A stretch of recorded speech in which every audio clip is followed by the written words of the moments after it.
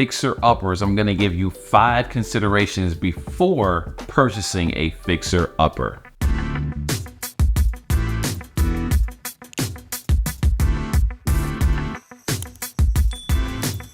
So did you know that you can actually purchase a fixer-upper or even an investment property with the VA loan? Well, with the way housing prices and interest rates have gone, a lot of people are contemplating purchasing a fixer-upper. Now, I will tell you this, just because you saw a TV show and they did a fixer-upper flip or a fixer-upper in an hour on TV, it doesn't mean that it's that simple, all right? So today I'm gonna give you 5 things to consider before purchasing that fixer-upper. What you want to do first of all is gauge your capacity to undertake the actual renovation work. So you need to know and estimate how much time is it going to take to get this project complete, and also what is your willingness to actually stay in the property as you're doing the fixer-upper, because a lot of people in a lot of situations cannot actually reside in the house while they're fixing up the property. So you want to make sure you understand, am I willing to put up with a bunch of construction while I'm living in the property? Or are you gonna need to make other arrangements while you do that fixer-upper?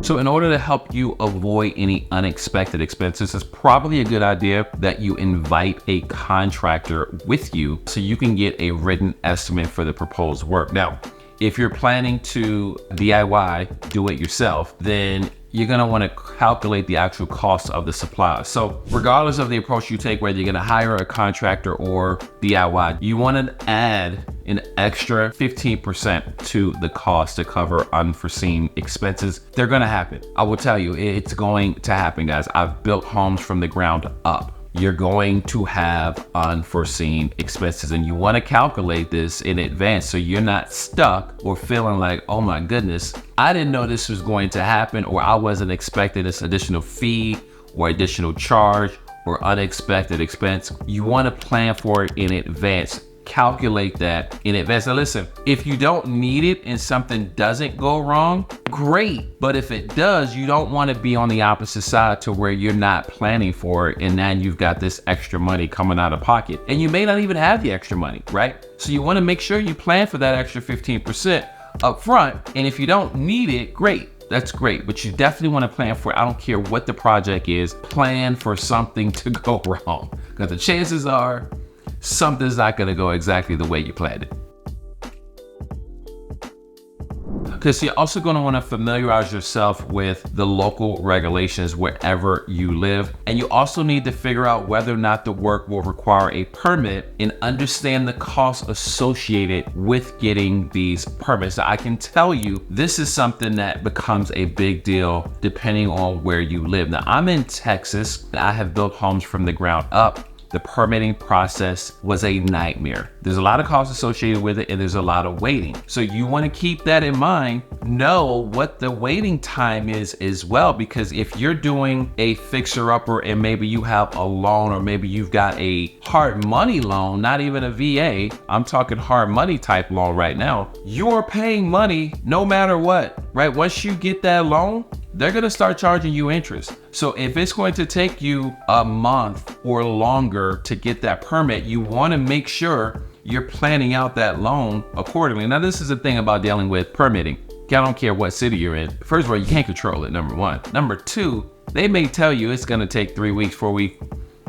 Who knows how long it takes? It could take double what they tell you. So keep that in mind, kind of plan accordingly when it comes to any type of loan you may be taking, especially if it's like a hard money loan, for example, right? I've done this, I'm telling you from experience. You want to plan accordingly because you don't want to be paying interest on a loan that you can't even use at the moment, right? You need to make sure you try and figure out the timing of when you actually get that loan versus the timing of when you actually send that permit request in and when you plan to get that permit back. Now, if you're using a VA loan and you're doing some type of fixing up, there's only going to be so much that you can do anyway with the VA loan. So cosmetic things, you can purchase a property with a VA loan if it's cosmetic, but you have to have a working HVAC. That's probably one of the biggest things that I see. You have to have a working HVAC. If the HVAC's not working you will not get a VA loan. It has to be working, right? But there's a lot of cosmetic things that don't affect you using the VA loan, okay?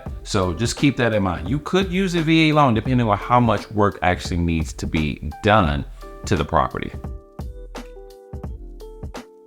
So if you find a property that needs some type of structural work, I will be extremely careful with this. You want to double check the work and the actual costs associated with fixing any type of structural work. Now, you can hire an engineer to come out and do an inspection, but if the structural work is actually required, or if you're going to need some type of foundation repair, obviously you need to incorporate that in the bid. Now, this gets people freaked out quite a bit when it comes to foundation repairs. If you find a reputable company, you want to get a lot of testimonies, you want to get a lot of referrals when it comes to anything having to do with foundation. This is a big deal because it can obviously affect everything else, but people usually get turned off when it comes to structural repairs. I understand why, right? I completely understand why, but I can tell you a lot of times you may be able to get a better deal depending on the cost to fix the structural issue. You may be able to get a better deal as you're negotiating the property purchase if the structural work is not something that's too expensive. So make sure you look into this, because structural issues when it comes to foundation repair especially can have so much of an impact on everything else that you're doing,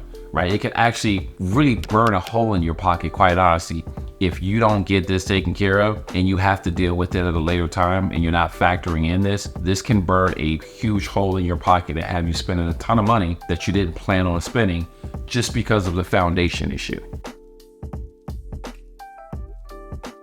So you should definitely consider hiring an inspector for multiple stages of the property because it could save you a ton of money. You also want to consider maybe hiring an inspector for piping inspections, mold, pest damage. This is huge. So keep in mind, if you are looking to purchase a property that is a fixer-upper with a VA loan, a pest inspection is required, right? It's not an option, it's required. The VA has to make sure that there's no wood-destroying insects in the property before they will give you a loan. So I've seen situations where people didn't do it, and then they tried to close on the home, and last minute they didn't have a pest inspection, and it throws things off. So just keep in mind, if you're planning to use a VA loan to purchase this property, you have to get a WDI, which is wood destroying insect inspection, right? It's a requirement. So if a seller is unwilling to work with you, maybe if they're not willing to discount any costs of the repairs that you have, it is not a bad idea to walk away and just continue to look. If you've done all this due diligence and you found things that need to be addressed and the seller's not willing to work with you, don't get so emotional that you just want the property so bad that you're willing to make a mistake, purchase a property anyway that needs a ton of work and you're not getting any assistance, the seller's not negotiating anything with you. Just walk away. It's not worth it.